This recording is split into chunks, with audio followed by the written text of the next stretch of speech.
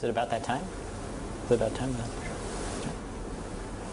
So let's see. So there was a homework assignment, right? So let's remember what the assignment was.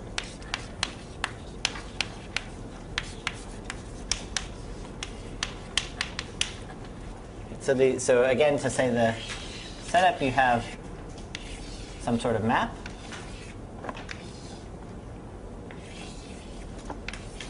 Countries, and you wanted to count the number of 3 colors.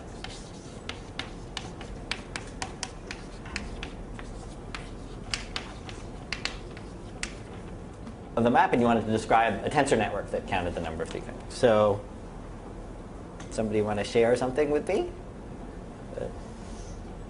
Shyness is not a good quality to have. If you. I'm excused. You're excused? All right, you're excused. Otherwise, I'll give it really complicated. Well, I may ask for it.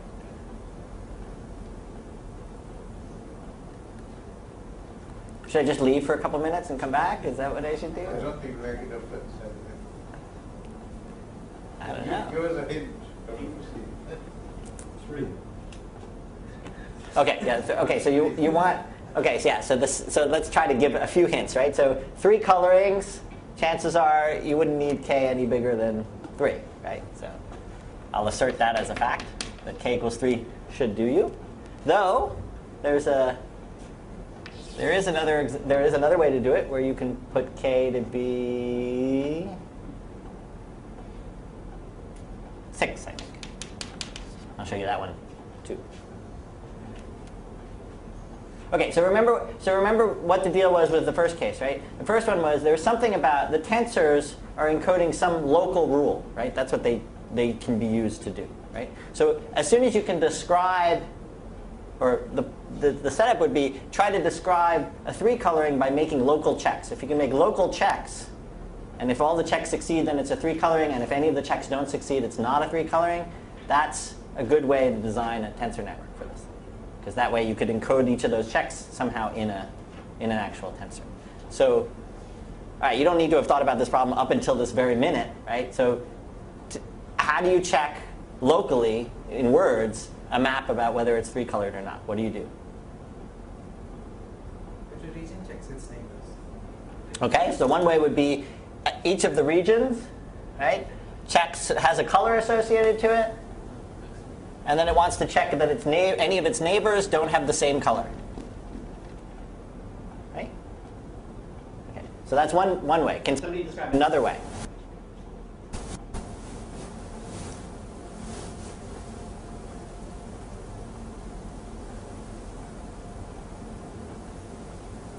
Maybe I should list that one down.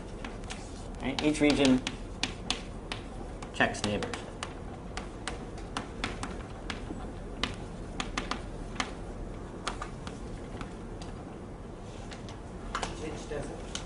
Okay, each edge, right? Each boundary, each edge checks whether the 2 sides on either side of it are different, right? That as long as I go on each edge and I make sure the edge only has 2 neighbors. So the second one is each edge checks.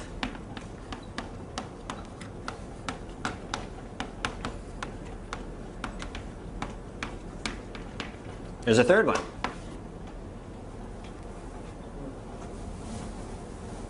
Do you still want to be excused, or would you like to participate in this question?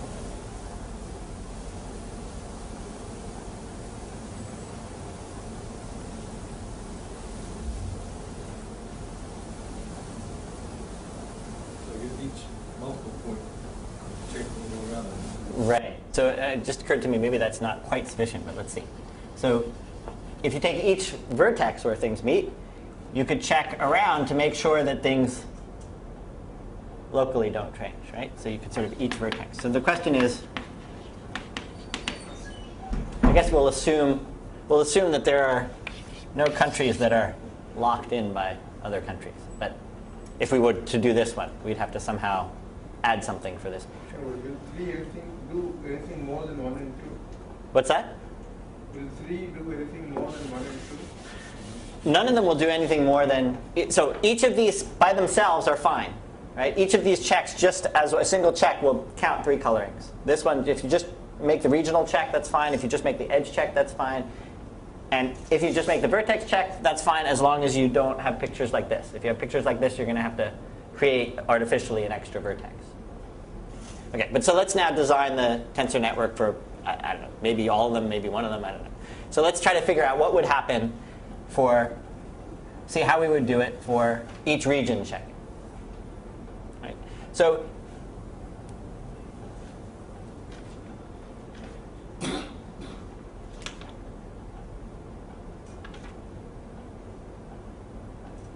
actually, let's start with number 2, because that's probably the easiest one. Okay? So number 2, we want to do an edge check. Right? So what can we do? So remember, we said the tensor should sit at the local place where we're doing the check. So let's create a graph out of this picture by putting a node on each of the edges.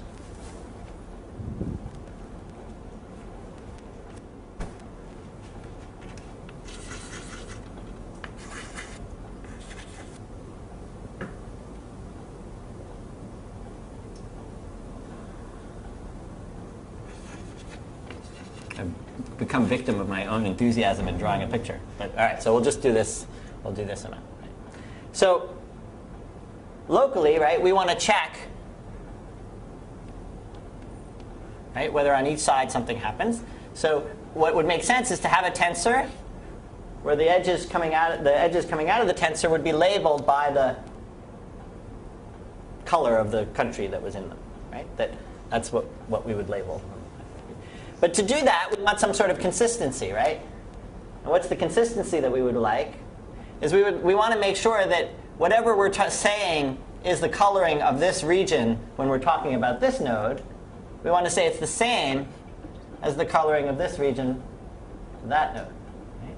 And so what does that tell us? It tells us that we should plot a second node, right, in the middle of every state or country or whatever we're calling it. What color did I use? I just used blue, so pink.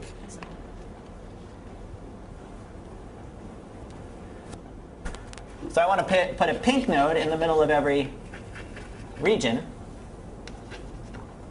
And I want to connect it.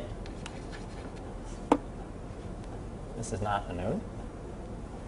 And what do I want to do? I want to connect it to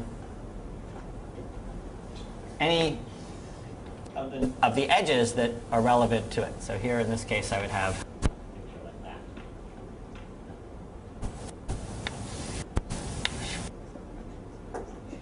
And I guess there should be some more edges out here, but I won't draw them. Okay. And now let me tell you, so now let's figure out what so I think we now have basically the structure pretty much OK. Now the blue nodes, right, they all have exactly 2 edges coming out of them. And so let's understand the prescription, right? The prescription is we're going to be if we labeled if this one was labeled by red and this one was labeled by green, this region, right? Then we would any edge that sits inside that region, we think of that as having on it the color associated to it. So the colors are 0. Let's call the colors 1, 2, and 3. Right? So the blue is checking for what? It's checking to make sure what happens. The 2 are distinct, right? So the blue should be 0. It should fail, right? It fails to be a map if the 2 edges are the 2 neighboring regions are the same, right? So if I equals j and 1 otherwise, which means different. Okay, that's good. Now what does the pink have to do? Well, the pink has to ensure that you're not cheating, right? The pink has to ensure that, yeah, you don't tell this guy that you labeled the map something and this guy that you labeled the same piece of the map the other thing. So the pink is a and the pink, whereas the blue is a 2-noded tensor, the pink can have any number of nodes depending on how many edges are out to its side. But we want to define it to be 1. Let's see, I1, I2, I3, I4, I5, etc. If, well, we want to make sure it's labeled consistently, which means all the i's are the same. And 0 otherwise. Okay? And if I do those two things, this tensor network, remember what it is? It's the sum of over all possible labelings of the product of the nodes, right? So I throw out a possible labeling. And if these two, it's only going to be one if it's one here and one here. That's that contribution. And if it's one here and one there, right, that represents actually a valid coloring of the map by just using, because it's ensured that all the edges are colored by the same thing that's inside a region, and it's ensured that the different regions are different. So now the coloring comes by just, if this was an edge labeled by 2, then we should color this region by 2. OK. Good. Did you have a more complicated one? What's it? There are lots of them. Is there one worth? As soon as you got the typically lead thing, any representation of typically lead will give you the chromatic polynomial. OK, that is more. OK. Any others that are? So I guess so we could just take a look at this one because it's sort of more. It's interesting in its own right. OK. Essentially, what we just described, that each region checks its neighbors, we did just manage to implement in this way. There's another way to implement that same. Actually, let's do the each region checks its neighbors in a different way. Okay. So let me draw the picture again, or a picture of a map. Perhaps we're spending too long on this, but it's worth it just because it's interesting. OK, so the idea now is we're going to say each region checks its neighbors, right? So we're going to put nodes in the middle of the regions. And we're going to try to sort of figure out what that means. Well, we need to connect two nodes that share, any two regions that share a neighbor, we better connect by something, because otherwise we're not going to have them communicating at all about any checking. So let's do that. In this case, looks something like this, the graph.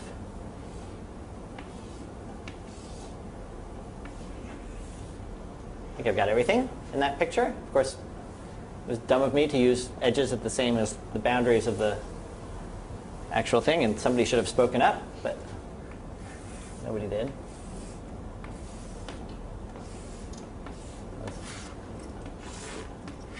Hopefully this isn't making things worse. OK, so now we have to be a little clever, right? So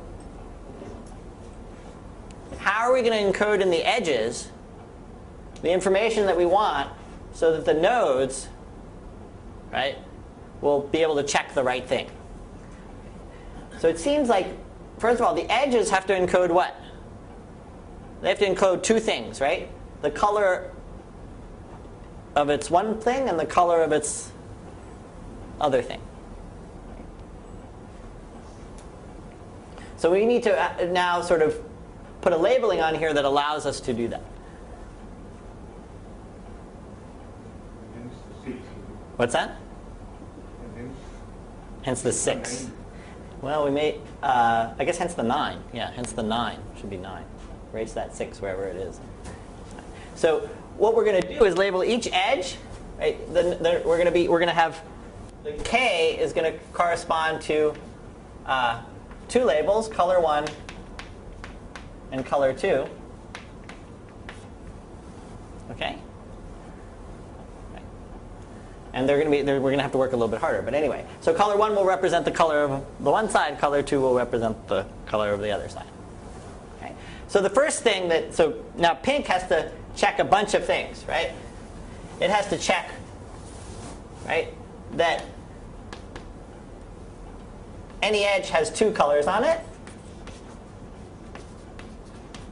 distinct colors,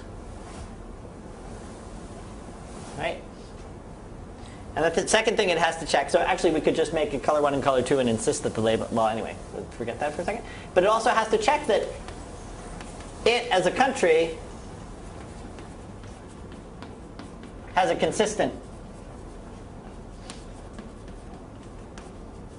color.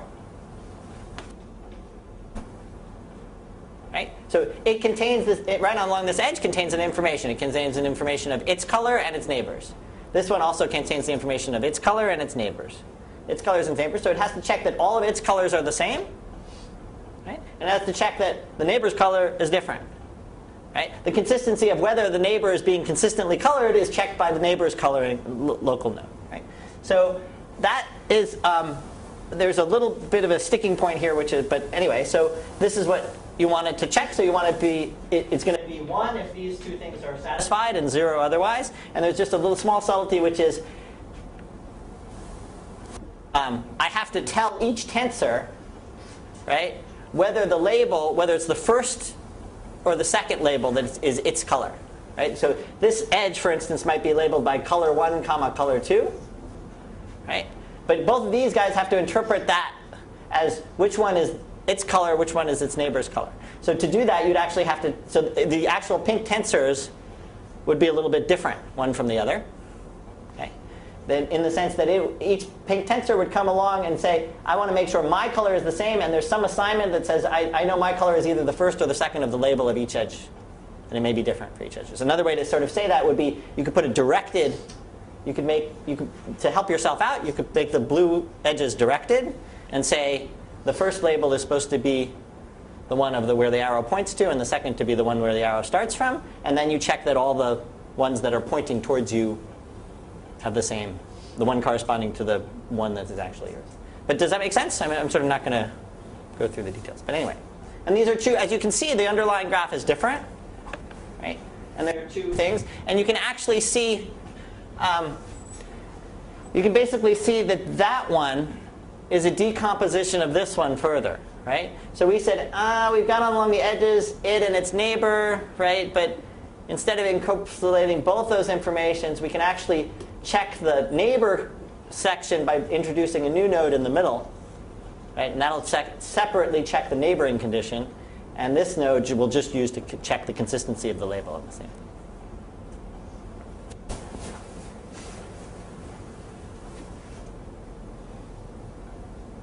Okay. Good. All right. So end of that story.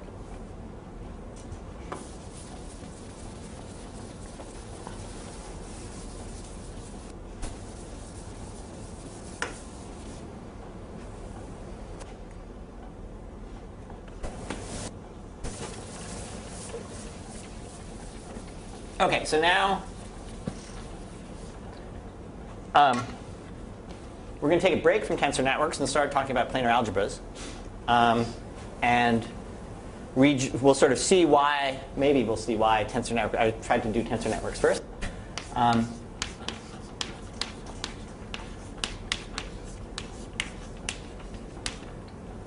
It's sort of continuing with the theme of historical accounts. This presentation of planar algebras will be a historical snapshot of not 15 years worth of thought about this stuff, but more like 3 or 4 years of thought, which was sort of how, in some sense, how they were originally thought about. Version 2.1. Yeah, exactly. Somewhere in the middle. Just sort of plop down a pin in the middle of the timeline, and you get the version of planar algebras that I'm going to be sort of dealing with or presenting. And hopefully this will not create further confusion, but rather enhance understanding. But I make no guarantees on that thing. So hold in the back of your head the tensor network picture, right? And then let's now sort of start a new thing, which we will connect up to the old thing and see the similarities and the difference. So with planar algebras,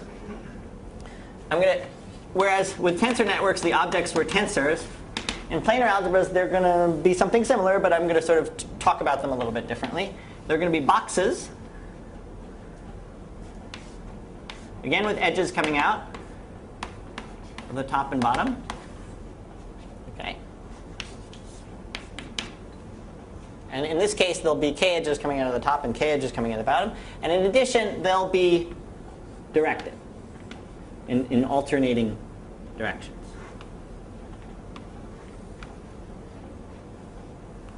Okay. And the boxes will always sort of, in addition to the boxes, will have distinguished a top from a bottom. Okay, so they'll have a, which will I guess be that there's only two choices of them. They could, well, all right, will somehow indicate the top and the top by, I guess the equivalent of what would be in Vaughn's language putting a $sign, in previous languages putting a star, and I guess for the moment, let me just sort of single out the top left corner by shading in a little bit of the corner. It's all the same. So again, how does this differ? So I could imagine just sort of shrinking that box up into a point and thinking of strings coming out of it, and then it looks a lot like the old tensors. But how is it different? Well, first of all, they're all of even degree. And the second is the orientation of edges.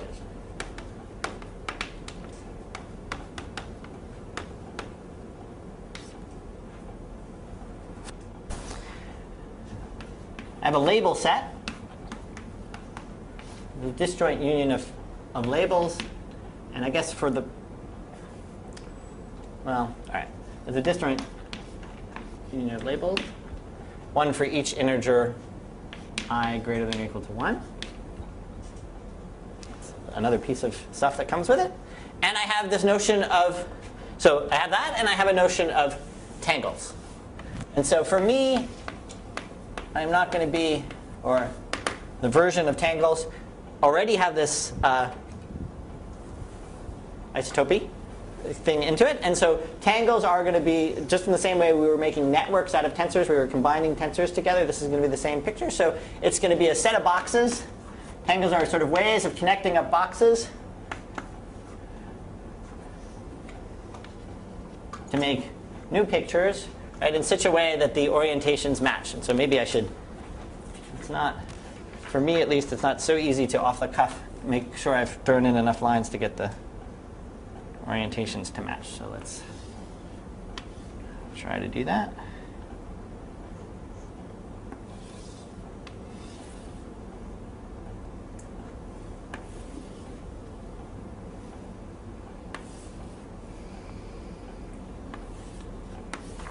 Trying to draw a sufficiently simple but complicated enough picture so that most of the things that you might want to see or wonder about are there.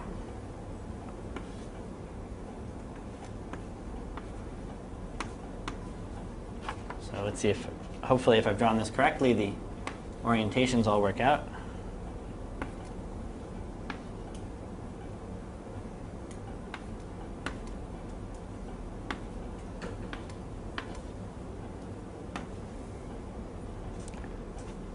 So this is an example of a tangle. And what are its elements? A 3-box. A is, so I should say, suddenly there is a label that appeared inside the boxes. So A is going to be an element of this labeling set L3, part of L. So is C. And B will be an element of the labeling set indexed by 2. And so the 3 and the 2 index sort of describes which the size of the boxes. So I guess I should say that this is going to be called a K-box.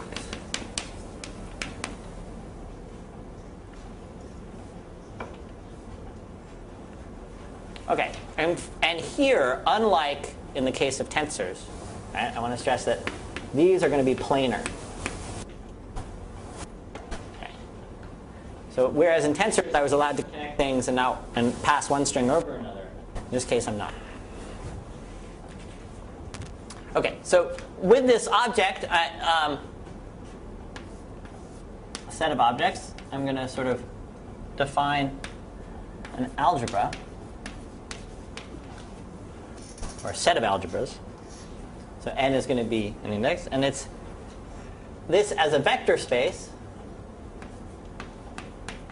is going to be the vector space of all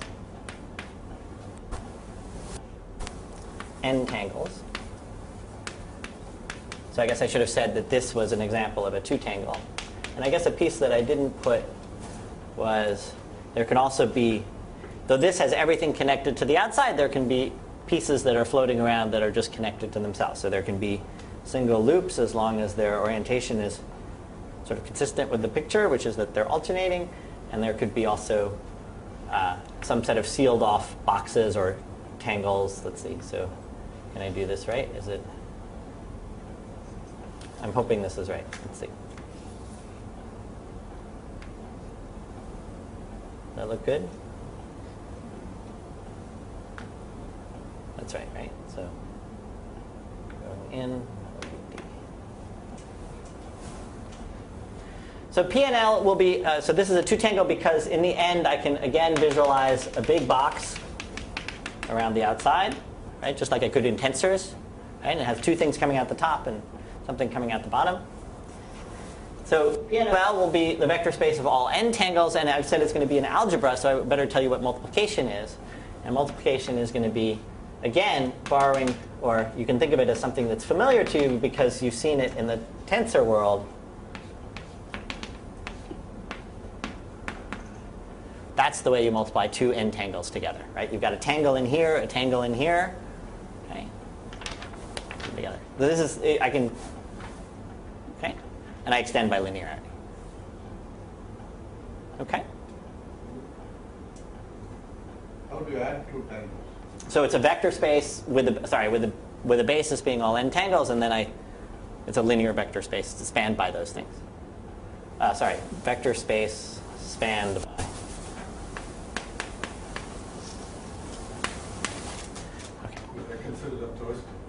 And they're considered up to isotopy. Right. Let's see. So that's yeah. So in distinction to what was presented earlier, these ones, if I move this around a bit, they're indistinguishable. I mean, they're distinguished up to isotopy. Right. So if I move one around, that's fine. That doesn't change that. Okay. And so let me just make sure. So we've got it right. This tangle is the identity.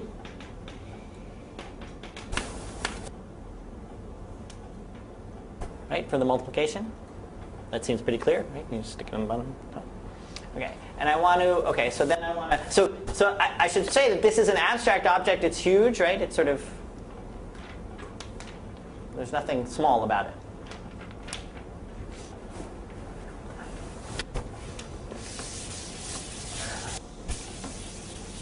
And then as a sequence of algebras, or as a set of algebras, there's an inclusion that I want to sort of mention, which is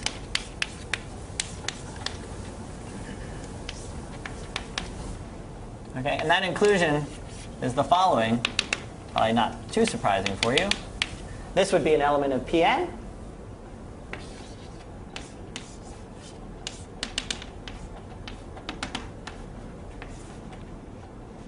Add one more string to the right, straight down.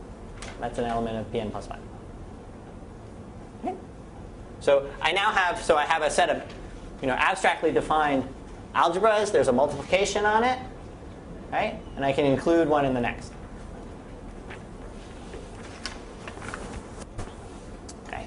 I'd like these to have some sort of notion of star. So I want to define an involution.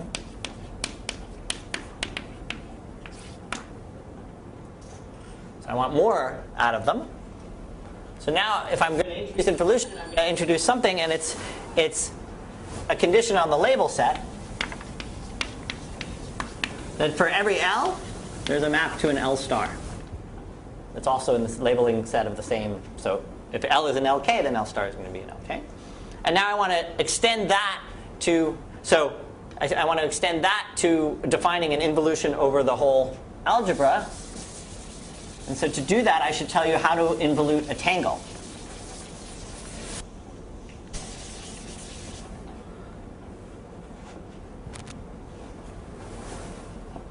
So let me draw a tangle that should encompass most of the questions you might have, hopefully.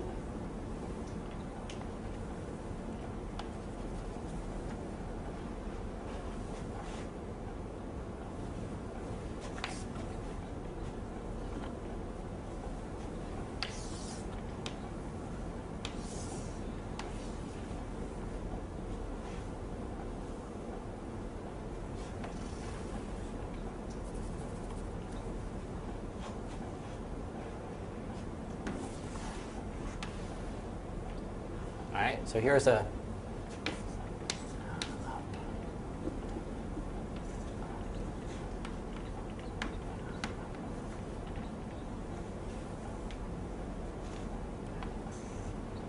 so here's a tangle. I want to say how to create a star of it. And so there's going to be 3 steps. First, I'm going to flip the whole picture horizontally. I'm going to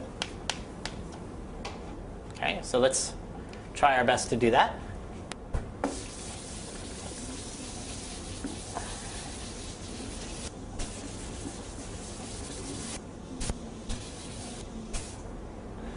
I'll pick this picture up and flip it. Right? So let's just try to get the pieces right. This is the box that was formerly labeled by A, the box that was formerly labeled by B, right? And then what's at the bottom now has to be at the top. So this one is connected around the side. Am I going to get myself in trouble here? To that one. This one is connected to that one. Let's see how I'm doing here. That connection is to the bottom here. Which one? The one I just drew? Let's see. This one corresponds to that, right? That's okay. This comes up top and connects. So there's one coming up here and coming down to here. And then these two top ones put to the bottom. So it looks like this. Okay, so all I've done is taken this picture without the arrows, without the labels, anything. Flipped it over. And let me put in where, since I flipped it, let me put in where the little corner, the distinguished corner ended up being.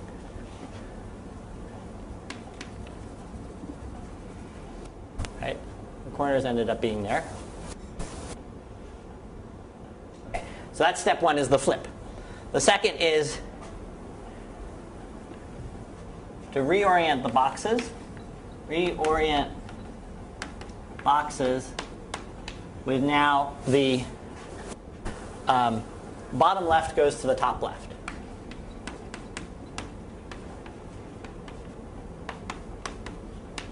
So you orient, you get yourself so that you think of this as the bottom left, which is fine here.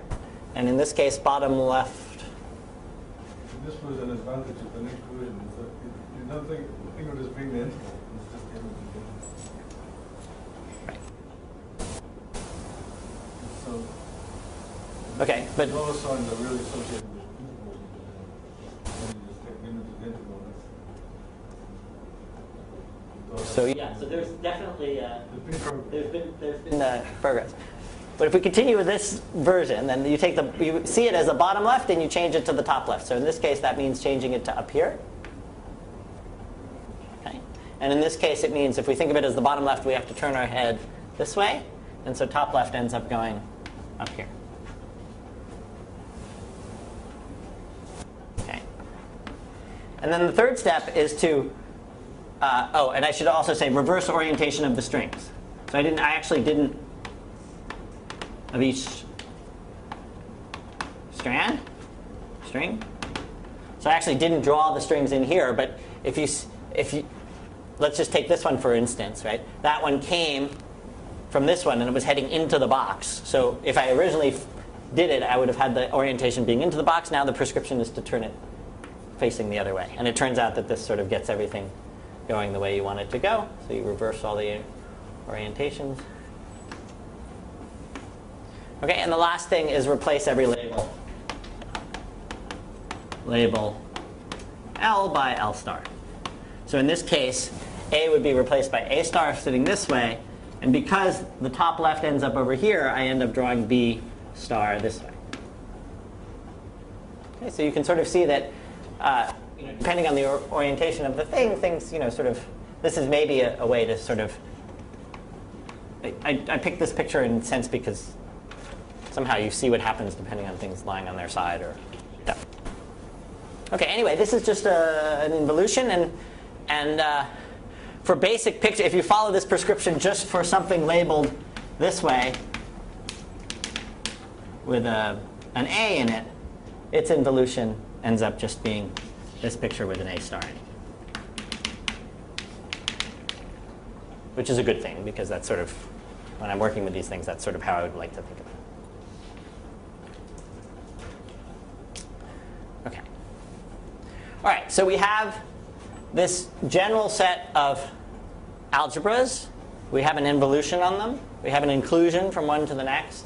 And so now let's define a planar algebra my version of, or it's funny, my version meaning the version I'm presenting, which is all versions are due to Vaughan.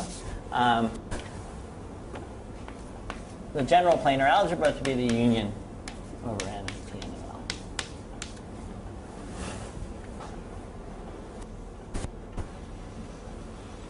Okay, so this is a giant structure which I think probably the best description of when you wanted to clean it up and present it as sort of concisely and globally as possible would be in terms of operads, I would think, in some way. But this is a general structure, very big.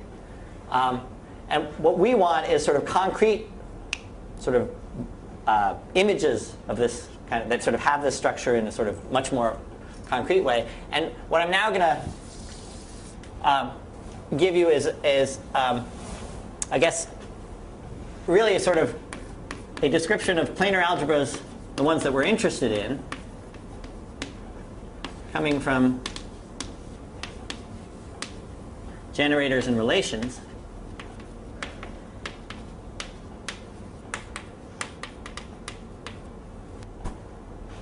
So I'm going to sort of define what that means, and then I'm going to sort of talk a bit. We're going to sort of walk around this set of things in a little bit to see sort of what the pictures have to say about things. And around. So let me tell you what planar algebras coming from generators and relations are. Is if you have a subset of P of L, of P of L, and by a subset, remember, these are not just tangles, but they're linear combinations of tangles, right? And the subset is star closed.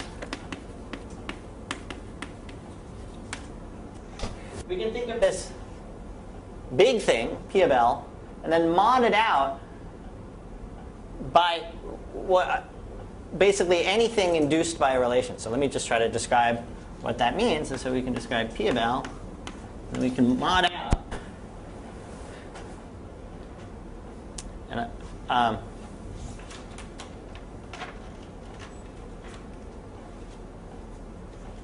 okay, so let's call that P of L and R. It's going to be P of L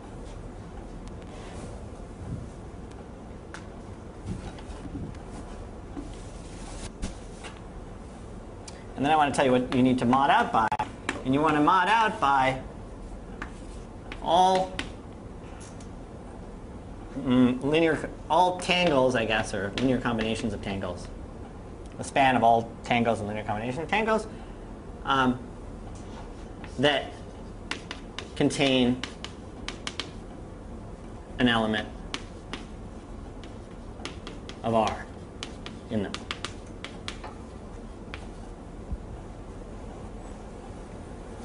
So let me give you an example of something that I would want to mod out by. I would want to set to 0. Well, I can just do. What's that?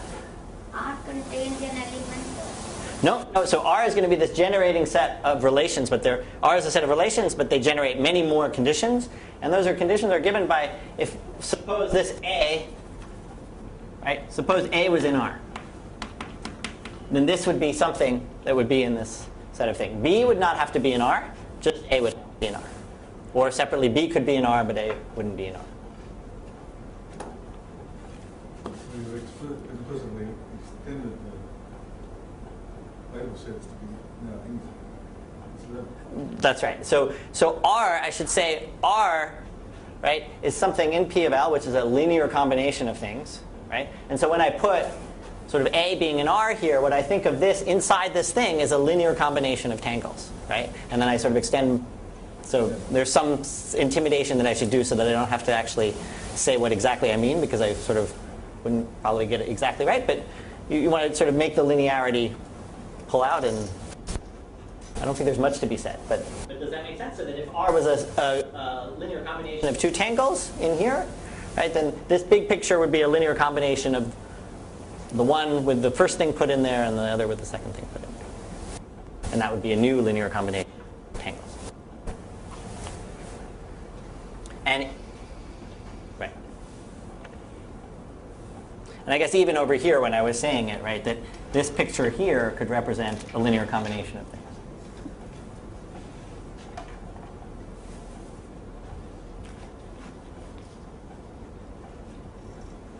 Okay, so PLR is going to be PL mod this stuff, and then PNLR is going to be the set of tangles that are remaining there, the set of tangles that are n tangles and that are the algebras.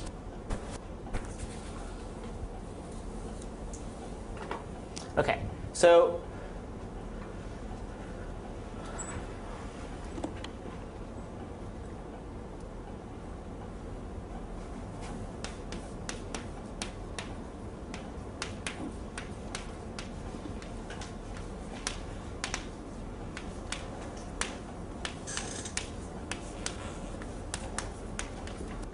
So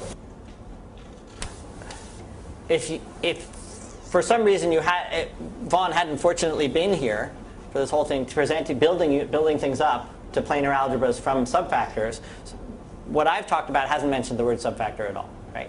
But it turns out that the reason I'm sort of working from the back end, right? But the reason that these things then become, or one of the main reasons for them to become incredible importance and interest is that under certain extra conditions, this becomes the finite dimensional data that Vaughn's been talking about describing subfactors. Right? So let me tell you what those extra conditions are, because those are the kinds of so I guess what I want to say with some extra conditions,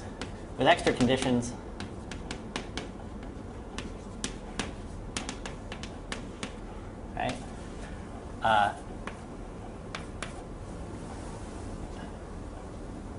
PLR is guaranteed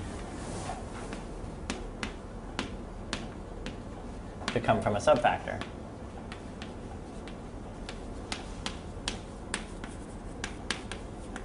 And I'll sort of show maybe some more about it later, and certainly Vaughn will. But let me just sort of list sort of put together these conditions. All right, so the first one is that Pn of LR is finite dimensional.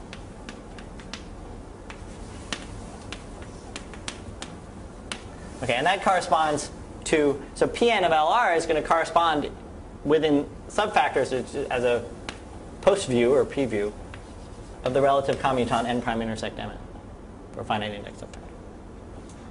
Okay, so we want it to be finite dimensional. That's one thing. So a priori, right, with no, if I just if R was just the empty set, I'd have a planar algebra that's huge, and certainly it's not finite. None of the, as long as the labeling set was non-zero, right, there's not much. There's no reason to think this. I want the set of zero tangles to be equal to the complex numbers. So I want further restrictions. Not only is P0 of LR finite dimensional, we want it actually to be complex numbers. That corresponds to n prime intersect n being complex numbers, which is the same as saying n is a factor. And I also want P1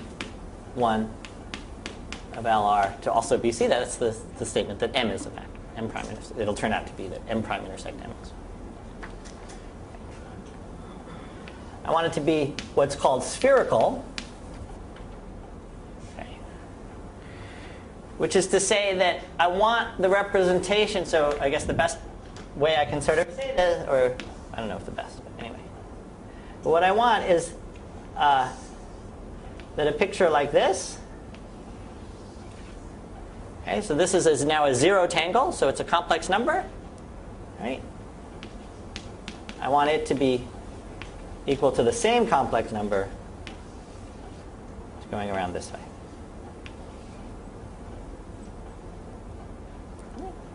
And then the final thing, which is an important one, seem to run out of room,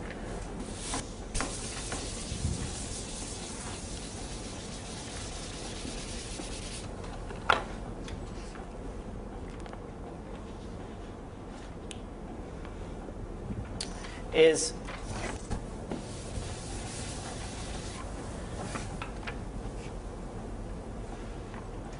well, is that the trace is positive definite.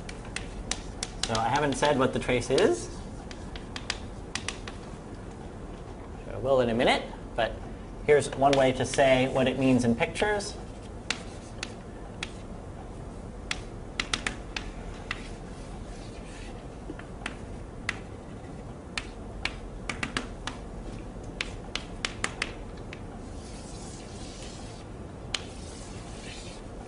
Is that picture, whoops, not with a B there, but with an A star there, is, I guess what I should say is that it's, as long as A is in something that is already something that you've modded out by, right? So if it's not, as long as it's not something that you've modded out by, you want it to be strictly greater than 0. Okay, so namely, if this picture is always greater than or equal to 0, and actually if it is 0, that means that your actual A was in the set of things generated by your set of relations. So just to be explicit, this is going to turn out to be the condition that trace of A star is greater than 0 for A non.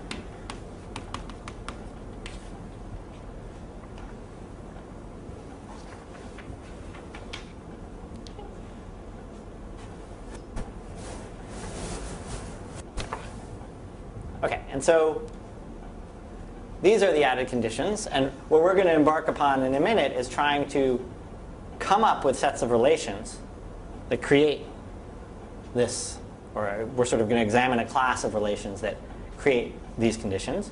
But again, if a planar algebra with these conditions, if you have a hold of one of them, that represents these finite dimensional data that Vaughn has been talking about from a subfactor. So there is a subfactor whose relative commutance is that.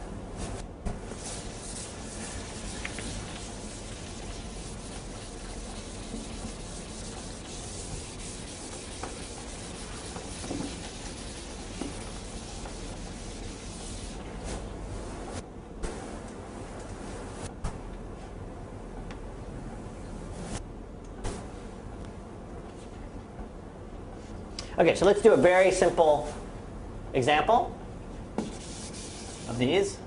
And that's where the label set is going to be empty. Okay. So let's try to figure out what pictures look like where the label set is empty. Okay, so this is the temporally Lieb algebra. This is going to turn out to be the temporally Lieb algebra.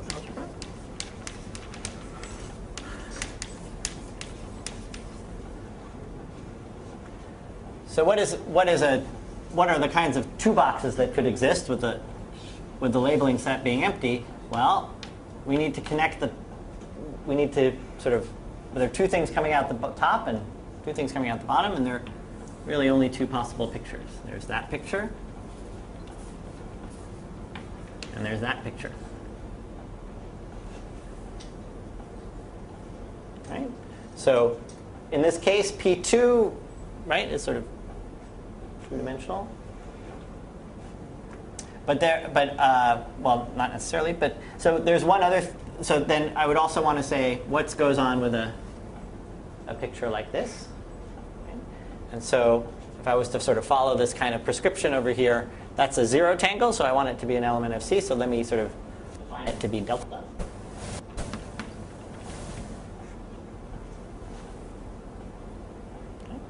And so this now is a full description of a finite dimensional algebra. I can do things like multiply pictures together, right? So let's say this picture multiplied by that one. Let's try to figure out what that would be. That's equal to this picture. But this is going to be some delta, right? So I can erase it and replace it by delta. So it's going to be delta times this picture.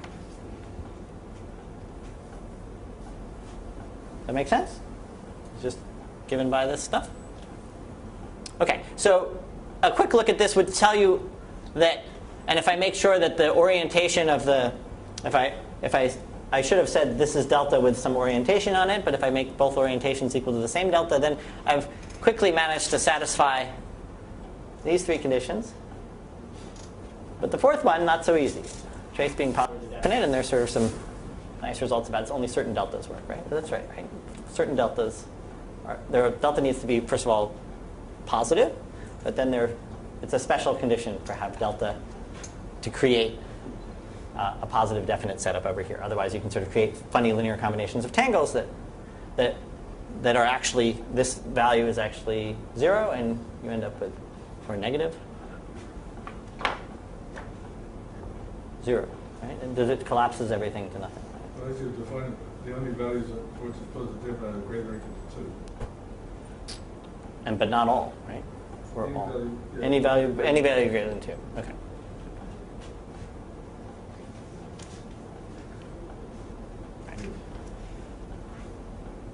Okay.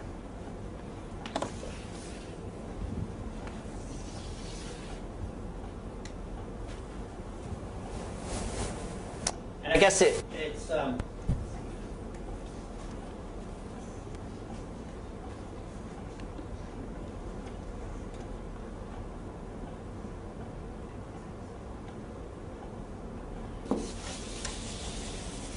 okay, so there's more to be said, and I'm not quite sure how much to say right now, much to leave for later. But one thing to be said right now is, first of all, I just multiplied this together by itself, and I got a multiple of it, itself. Right? So this is almost like a projection, right? A times A is a multiple of A. If I scale it right, that picture is going to be a projection, right? And its star, we know how to take its star. We're supposed to flip the picture upside down. And so, right, it's equal to its star. There are no boxes to do. The orientations work out all right. So the scale multiple of this is a projection. Okay, that's nice. That's always going to be there, right? For any of these planar algebras, even if you do have boxes, you do have this picture, and this picture is still going to be a scalar, right? And what does that picture correspond to? Well, that's a projection in P2. Right? And what does P2 correspond to? It corresponds to n prime intersect m1. Right? And that projection corresponds to the basic construction projection. Except your Maybe mention it's there changed was by- different. Pn and And then next one.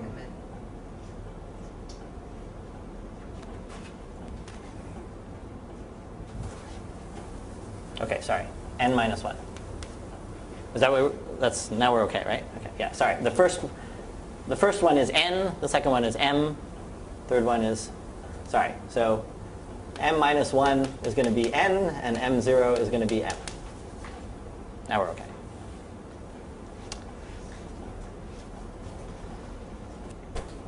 So why did I want to say that? Oh, I guess I wanted to say that because I wanted to not necessarily go down this path, but right. So one of the wonderful things that first came out of, or at some point came out of subfactors, was a representation of the Braid group, and that comes from, without saying too much,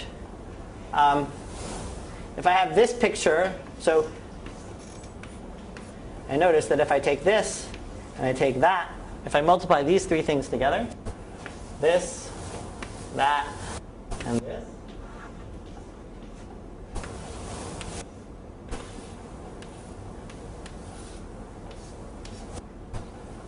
which in the language of things, if we ignore scalars for a minute, is going to be E1, E2, E1. Well, this string sort of just pulls out, right? So it looks like this. This is equal to some scalar times E1.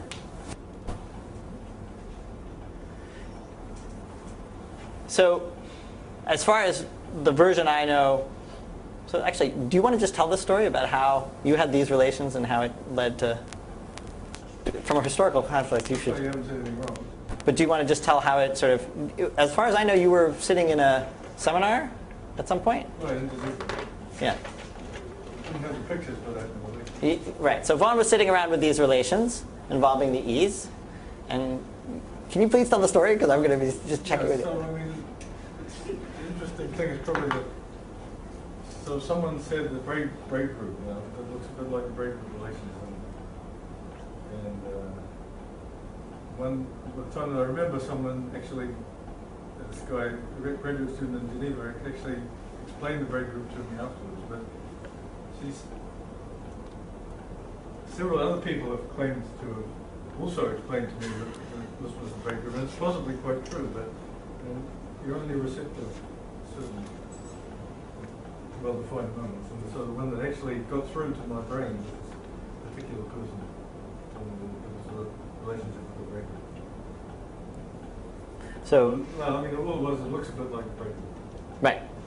But, and then, will it work? And then I thought, well, yeah, maybe to take it seriously, and I thought that, well, maybe you can turn this into something that really is the braid group, and a little calculation made it work, and then I went and told people this, and then there was absolutely no interest whatsoever. That's the other thing. We have to. I showed this to everyone who knew anything about braids. But you have to remember that in those days there was zero interest in representations of the braid group, and very little interest in the braid group itself. When did that change? That changed about a year later. So as soon as I got the not-full number, then all of a sudden everything switched around. I got very excited about the braid group, and then of course it's quantum groups and so on. And formal field theory and everything changed. Okay, so the point being that some linear combination of the identity in E1 is sitting in here as a representation of the braid group, right? So you can use E1 in a linear combination of that with the identity, gets you actually the braid relations. And there you can build the Jones polynomial. Okay, that's the end of side note. So let's return. So started out all this stuff with tensor networks. So now sort of inundated you with this version of planar algebra. So let me just kind of stress the why sort of. So tensor networks versus planar algebras. And so I guess what I want to say is that they have there are things about them that are, they have the same, they're differences, but they have the same general feel. At least the planar, the same general feel. Now if you don't put restrictions on them as planar algebras coming from subfactors, then in fact tensor networks are just an example of planar algebras if you define planar algebras generally enough. But in the case that at least is being presented here, if we're talking about planar algebras with respect that are coming from subfactors, they are actually just, one doesn't sit inside the other. But here are the similarities, right? The general notion of tangles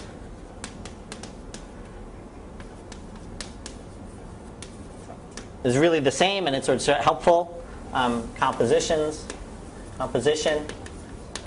right? In the tensor networks framework, we have this idea of tensors as linear maps, as maps. That's the same is true here in tangles. You can think of them as maps. And things like the trace or tracial structure and inner product are the same. Those are the same field. So you can really you can talk about inner products on the zero. Once you have zero tangles, that defines inner products. So that if I have a picture like this, right? On the one hand, we can think of it as the trace of A times A star. On the other hand, we could sort of cut it here, right? And in our, if you thought of these as tensors, we went through what this picture looks like, right? This is the inner product of A with A star. Right? Don't want that star on the first one. Don't I want what? On the no, there's no star. There's an A and an A star there. That seems to be just a spot in the blackboard.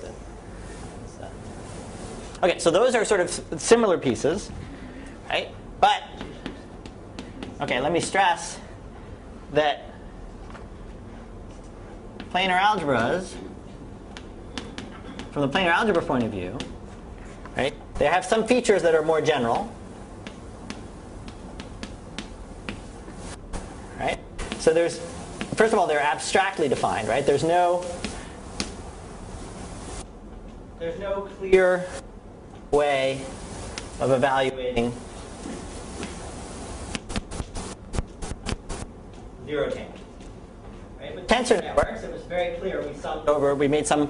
There's some finite sum. that involved summing over all the labels of the internal edges of things, right? So this is not clear in the presentation, right? It's sort of there's a set of generators and relations, or however else you want to think of it. And there's no notion of labels of edges.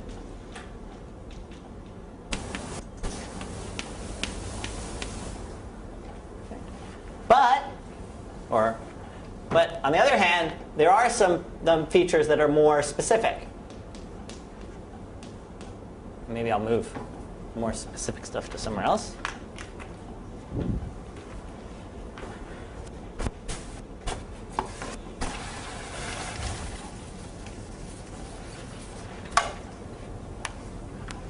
So planar algebras are more, in some sense,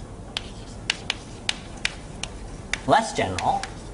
But this is, let me put that in quotes, because it insists on some added conditions, right? So the first, I think the most significant one in terms of sort of really sort of getting at the heart of it is planarity, right? So tensor networks do not require planarity. Planar algebras, it's just a core feature right from the get-go. Right?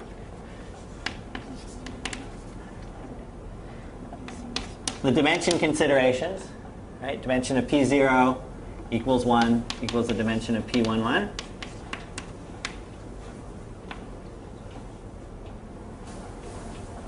Right. That was not true in the case of tensors, right? You have the dimension associated to the number of labeling of the edges.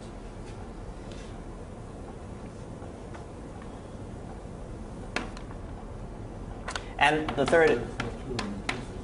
Is that? Let's see. P0 is a completely contracted tensor system. Oh, so it is true. That's right. So what about and P11? No. So this is right. Okay. So let me remove that because it's not a difference. Okay. But the even degrees. Right. So the notion of orientation, the planar algebras are oriented. Right. All their boxes are of even degree, whereas tensors, you could have a 3 tensor. Meaning 3 things coming out. Here, a 3 box means 6 things coming out. 3 on the top and 3 on the bottom.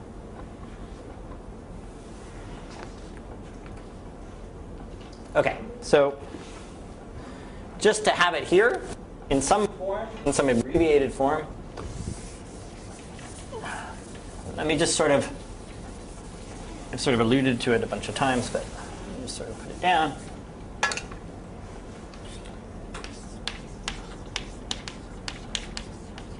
Is the identification of subfactors with planar algebras.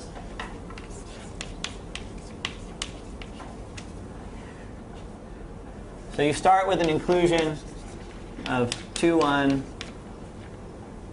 factors of finite index. And we've talked about, Ravon has talked about the basic construction. I guess Masaki has talked about it too, which produces this chain.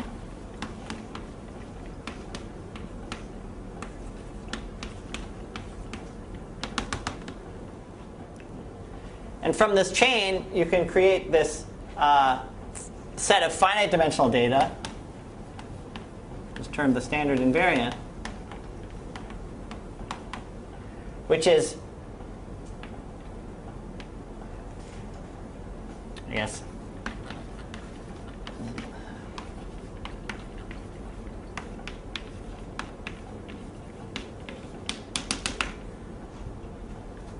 you get a row of finite dimensional data, but you get actually a whole box of inclusions of finite dimensional data. In fact, you get a whole lattice of them.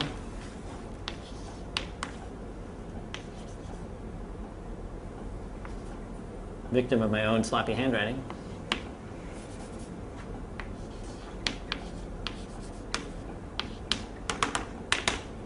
All right, so from a subfactor, we can do the basic construction. We can get this set of finite dimensional data, the standard invariant data. And that's exactly what's encoded in a subfactor. So, in a planar algebra. So this, there are actually more coming up this way, and this is a lattice of finite dimensional C-star inclusions.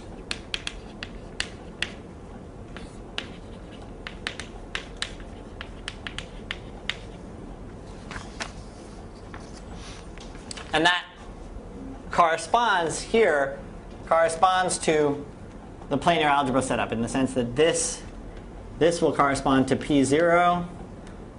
Sorry, P0 will be here, P1 will be here, P2 will be here. And then I haven't said what it means, but I'll say in a second. This will be P11. This will be P12. And let me just tell you what I'm calling P1 comma something is going to be all the tangles whose leftmost string is straight. It's just the leftmost string is sort of separated from the rest of them. So P1, right? P1K is going to be the algebra sitting inside P0K that looks like tangles here, but a single strand. I should be a little bit careful with that box, but this is the leftmost strand is straight down. So this is clear. This is clearly a sub. Right? This is a subalgebra of things on all possible things on k strands. I multiply them just when I multiply two of them together, the leftmost strand stays the leftmost strand. This is a subalgebra, and that subalgebra corresponds to this data of the inclusion. Okay, so this is a remarkable. It's a remarkable thing, and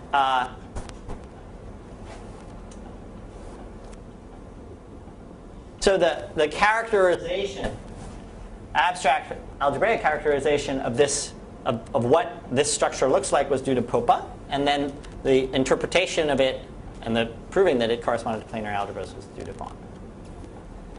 And so essentially, and I guess if I sort of stick to my consistency with what it is that in terms of,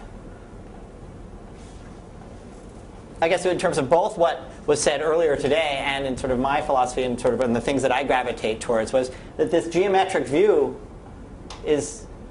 helps with everything, right? And it's sort of vastly different from just a presentation of equations, right? So there was an abstract presentation by Popa that I think worked well for him, perhaps, but was not something one could work with. Right? It's sort of, all right, so they're set at these conditions. There are quite a few of them. They were divided up into categories A, B, C, D, and E. There are a lot of them. But most of them are just beautifully captured by just some simple maneuvers in the plane.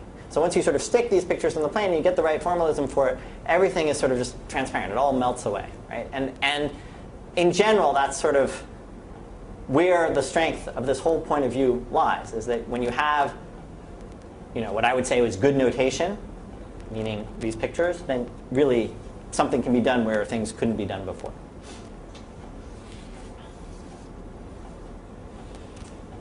Okay. All right, so now enough of so let's go back to, so basically what I'm trying to do is present a point of view where hopefully by the time you're through with this, you get a sort of a better working feel for how to use these things, or sort of just some sort of intuition for how to do it. So let's get back to more of the concrete stuff. So I'm going to sort of meander a little bit through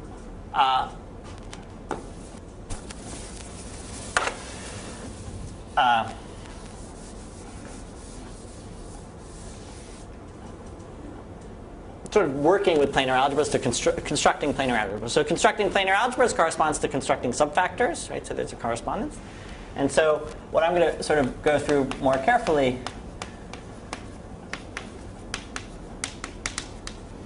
and hopefully, in fact, I won't go through it, but you will go through it, is sort of something called exchange relation subfactors, or planar algebras, I guess.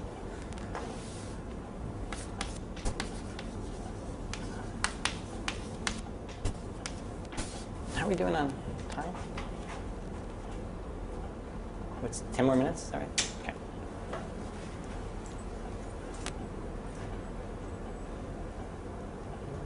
Okay, so let me define. I'm going to define what an exchange relation planar algebra is. And before I do it, I just need to do a little bit of notation. I'm going to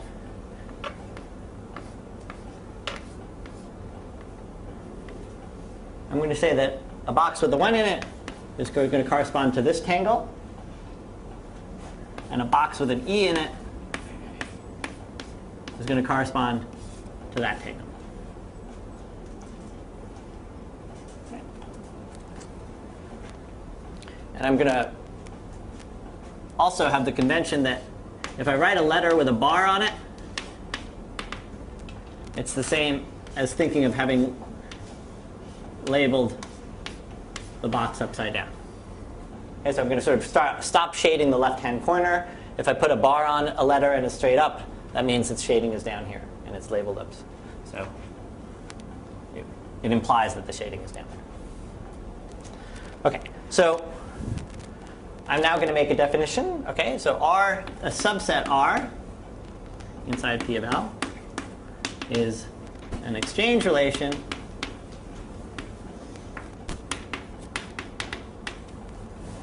if these sets of things are in it. If R contains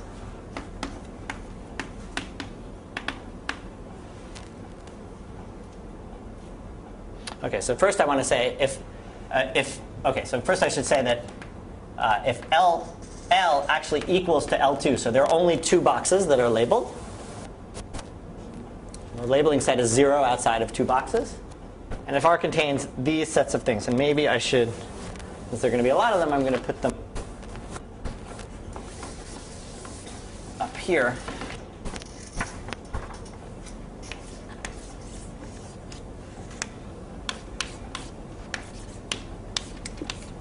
The first is going to be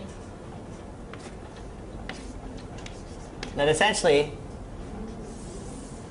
if I take a tube box and I loop around the outside, that I get a multiple of the, that's what it's going to turn out to mean, is that I'm going to get a multiple of the identity. So what I want is that the difference between these two is going to be inside the relation. The second is going to be that if I loop it around the other way,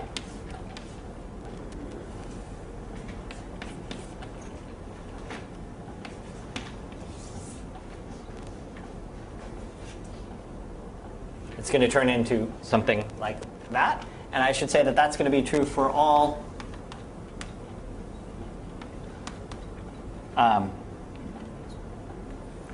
A in L2, but also in L2 bar. So these pictures plus the upside down version of these pictures.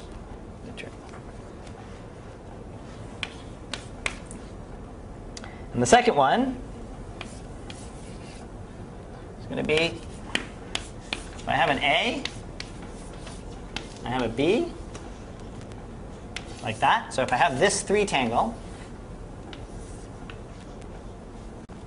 it is going to be a linear combination, and I'm going to have to erase some of this. So D and E is going to be in L2 or L2 bar, or the set 1E, which were those specially defined elements up there.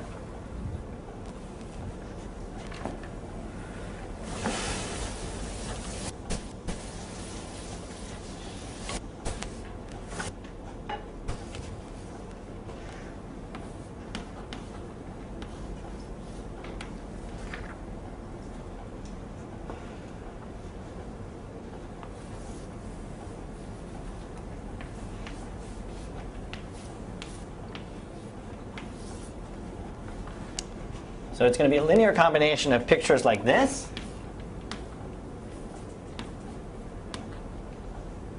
With some coefficient here. So let's see, that coefficient is going to depend on A and B and on D and E.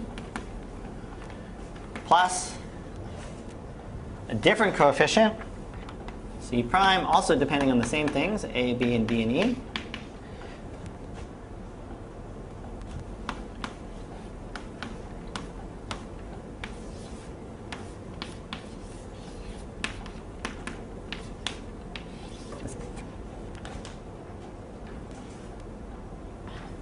So this is a big, giant sum. So I shouldn't have put an equal sign. I should have put a minus sign, technically speaking. Okay. So it means to say Okay, so let's just make sure we've understood what this relation is, right? It's a linear combination of tangles. There's this distinguished tangle, 3 tangle here, which has an A for any choice of the label, A, and a choice of a label B. And it's going to be a linear combination of sets of pictures like this with all possible labels in it, plus pictures like this with all possible labels. And now let me tell you just briefly, so quickly, the reason it's called an exchange relation is it was just sort of came out of picture this term not being there. And imagine sort of taking the A and the B and pushing the B past the A, right? That looks like this picture here. Okay, so that's just the terminology if you're trying to remember what's going on, right? It's saying that A and B, you can sort of push it around. Okay. So the definition is, if R contains these relations, then P of LR is called an exchange relation. Planar.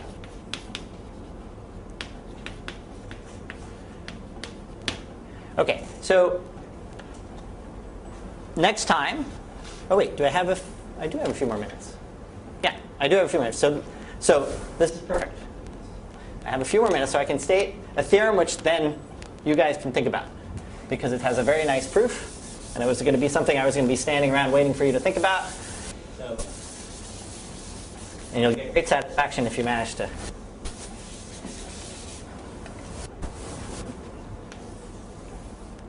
Theorem.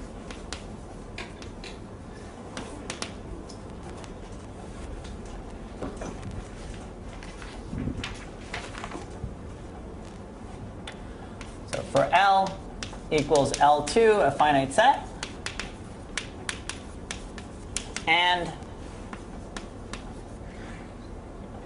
R an exchange relation,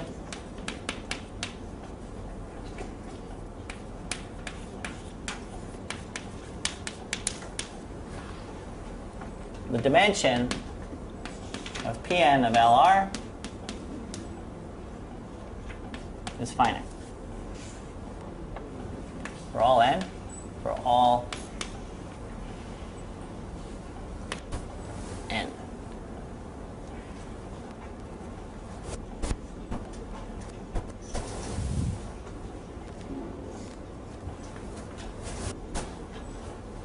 Okay, so picture yourself coming into this field, right, and saying, okay, I don't know a single thing about subfactors, right? But apparently subfactors are described by these planar algebras, and apparently this planar algebra, this is really easy, right? I've got this general planar algebra. All I have to do is produce a relation that ends up making the new structure the right thing. So one of the things that the new structure has to be is it has to be finite dimensional, right? When you mod out by the relation, things have to collapse greatly. But you don't want them to collapse to absolutely nothing, right? And I can specify a few relations, but any tangle that has that relation in it also has to be modded out. So this is not so easy to do, right? You sort of have to be thinking about this. So this is a statement that says, hey, if it's of that form, right, we're in good shape. We're not in great shape necessarily. We haven't really made sure we haven't made sure that the dimension of the 0 things are 1. We haven't made sure that the positivity of the trace. We haven't done any of those things, right? But we have ensured that the dimension of the algebras are finite dimensional.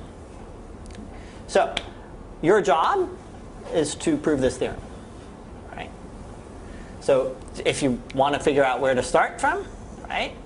It says that no matter what, if you have the place to start, and the only thing that you need to do is take an arbitrary tangle, right? So what does an arbitrary tangle mean?